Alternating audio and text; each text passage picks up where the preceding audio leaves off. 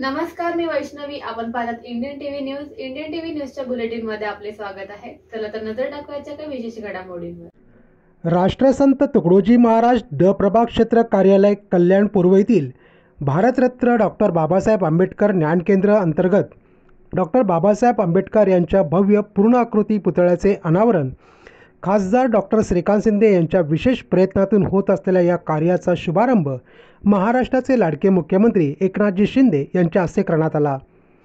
यावेळी केंद्रीय राज्यमंत्री रामदासजी आठवले, खासदार श्रीकांत शिंदे, राष्ट्रवादीचे सरचिटणीस प्रमोद हिंदूराव, जिल्हाप्रमुख गोपाळ लांडगे, भाजपा जिल्हाप्रमुख नाना सूर्यवंशी, केडीएमसीच्या आयुक्ता डॉक्टर इंदुराणी जाखड, समिती प्रमुख अण्णासाहेब रोकडे, बंती अनंत महाते, देवचंद अभांते, गायक आनंद शिंदे, शिवसेनेचे महेश गायकवाड, दीपेश म्हात्रे तसेच सुनील खांबे इत्यादी मान्यवर उपस्थित होते।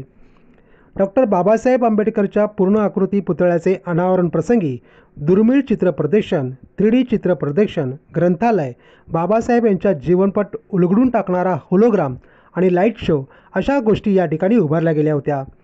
यावेळी बोलताना मुख्यमंत्री शिंदे म्हणाले की महामानव भारतीय घटनेचे शिल्पकार डॉक्टर बाबासाहेब आंबेडकर यांनी आधुनिक भारताच्या जडणघडणीत दिलेले योगदान हे अभूतपूर्व आहे।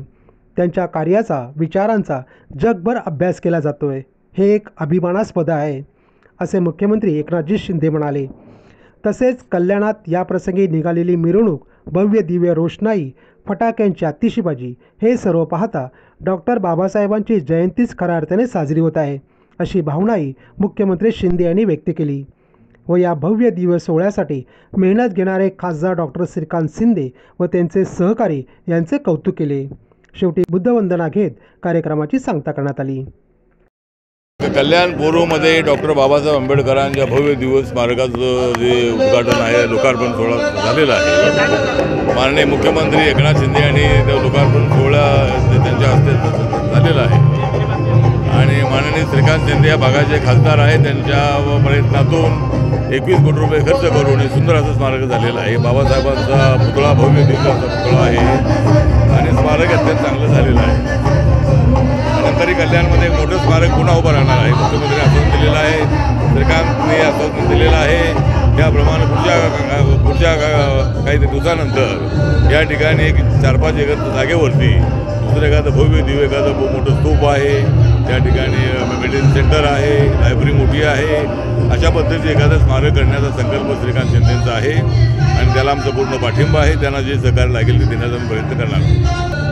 मला वाटतं मला आज माझ्याकडे शब्द अपुरे आहेत की जेवढा आनंद मला वाटतं जनतेला या ठिकाणी झालेला आहे कल्याणच्या, त्याच्यापेक्षा काही पटीने आनंद जो आहे तो मला या ठिकाणी झालेला आहे की या डॉक्टर बाबासाहेब आंबेडकरांच्या स्मारकामध्ये एक खारीचा वाटा उचलण्याची संधी जी आहे ती मला या ठिकाणी मिळाली आणि मला वाटतं बघता बघता एका पुतळ्यापासून सुरू झालेली कथा ती एका स्मारकापर्यंत जाऊन त्या ठिकाणी पोचली।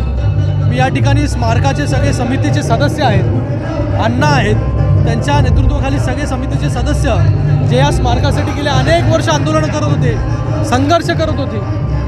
अनेक लोकांनी, लाखो लोकांनी डॉक्टर बाबासाहेब आंबेडकरांचं स्मारक या ठिकाणी झालं पाहिजे हे स्वप्न पाहिलं, ते स्वप्न आज पूर्ण झालं। त्या ठिकाणी भव्य दिव्य पुतळ्याचं अनावरण या ठिकाणी झालं। काही दिवसानंतर जे आहे हे नॉलेज सेंटर जे खाली आहे त्याचं देखील इनॉग्रेशन त्या ठिकाणी होईल आणि एक जिवंत डॉक्टर बाबासाहेब आंबेडकरांच्या जीवन चरित्रावरती एक उभं जिवंत स्मारक या ठिकाणी लोकांच्या सेवेमध्ये येईल, ज्याच्याकडून वर्तमानातली पिढी आणि भविष्यातली पिढी ही ऊर्जा घेईल संघर्षाची, शिकण्याची, संघटित होण्याची। आणि मला वाटतं डॉक्टर बाबासाहेब आंबेडकरांनी जो संघर्ष केला तो संघर्ष पूर्ण जे आहे हा स्मारक जो आहे हा रोज त्याची साक्ष जी आहे ती या ठिकाणी देत राहील, असं हे स्मारक या ठिकाणी उभं राहिलेलं आहे। मला वाटतं हे स्मारक फक्त एक पुतळा नाही, हे डॉक्टर बाबासाहेब आंबेडकरांचे वेगवेगळे चरित्र आहेत। डॉक्टर बाबासाहेब आंबेडकर वेगवेगळी आंदोलनं केली, या सगळ्या आंदोलनाची साक्ष जी आहे हे स्मारक या ठिकाणी देईल। मी सगळ्या कल्याणकरांचे या ठिकाणी धन्यवाद व्यक्त करतो. माननीय मुख्यमंत्री महोदयांचे या ठिकाणी धन्यवाद व्यक्त करतो की त्यांनी जेव्हा UD मिनिस्टर होते तेव्हा त्यांनी निधी तो त्या ठिकाणी दिला आम्हाला. आम्ही 50 लाखाचं स्वप्न पाहिलं होतं, 5 लाखाचं पाहिलं, ते जाऊन 21 कोटीवरती 5 कोटीचं पाहिलं 21 कोटीवरती. हा 21 कोटी जो आहेत या स्मारकासाठी उपलब्ध झालेले आहेत. आणि या स्मारकाच्या माध्यमाने बाबासाहेब आंबेडकरांच्या वरची लायब्ररी, त्यांच्या जीवनचरित्रावरचे सगळे पुस्तकं जे आहेत ते लायब्ररीमध्ये असतील. होलोग्राफिक बाबासाहेब आंबेडकर त्या ठिकाणी असतील, जेणेकरून आपल्याशी डॉक्टर बाबासाहेब आंबेडकर संवाद साधताय हा भास त्या ठिकाणी होईल. ऑडिओ व्हिज्युअल त्या ठिकाणी असणार आहे, लाईट शो या ठिकाणी असणार आहे. म्हणजे बाबासाहेब आंबेडकरांचं चरित्र पुढे घेऊन जात असताना टेक्नॉलॉजीचा पूर्णपणे वापर जो आहे तो या ठिकाणी आपण करतोय, जेणेकरून प्रत्येक वयोगटातील लोकांना जे डॉक्टर बाबासाहेब आंबेडकर कोण होते, काय होते, त्यांचा संघर्ष काय हा त्यांच्यापर्यंत पोहोचेल. हा एक छोटासा प्रयास आमचा त्या ठिकाणी होता. आज तो प्रयास जो आहे तो त्या ठिकाणी फळाला आला. आज या ठिकाणी भव्य दिवस स्मारक या ठिकाणी उभं राहिलेलं आहे. तमाम कल्याणकरांचा सगळे संघर्ष ज्यांनी केला, ज्यांनी आंदोलनं केली, त्या सगळ्यांचा धन्यवाद व्यक्त करतो. या कुण्या एका व्यक्तीचं हे श्रेय नाही, हे सगळ्यांचं श्रेय आहे. ज्यांनी याचे स्वप्न पाहिले हे सगळ्यांचं श्रेय आहे. हे सगळ्यांमुळे जे आहे हे डॉक्टर बाबासाहेब आंबेडकरांचं स्मारक या ठिकाणी उभं राहिलं. भविष्यात यापैकी पाहिल्यानंतर आणखी मोठं स्मारक नक्की मी म्हणालो की डॉक्टर बाबासाहेब आंबेडकर जेवढे स्मारक आपण करू शकतो तेवढे आपण केले पाहिजे. कारण की डॉक्टर बाबासाहेब आंबेडकर एका कुठल्या जाती धर्माचे त्या ठिकाणी नव्हते. आज आम्ही ज्या ठिकाणी उभे आहोत हे डॉक्टर बाबासाहेब आंबेडकरांमुळेच आम्ही त्या ठिकाणी आहोत. तर डॉक्टर बाबासाहेब आंबेडकरांचे जेवढे स्मारक आम्ही करू शकलो तेवढे स्मारक त्या ठिकाणी कमी आहेत. कारण की संविधान ज्यांनी लिहिला त्या संविधानावरती पूर्ण देश हा चालतो. ज्या संविधानामुळे आम्ही सगळे लोक आहोत, ज्या संविधानामुळे प्रत्येकाला त्याचा अधिकार मिळाला आहे, अशा महामानवाचं स्मारक जेवढे होतील तेवढे कमी आहेत. Bureau report Indian TV news कल्याण.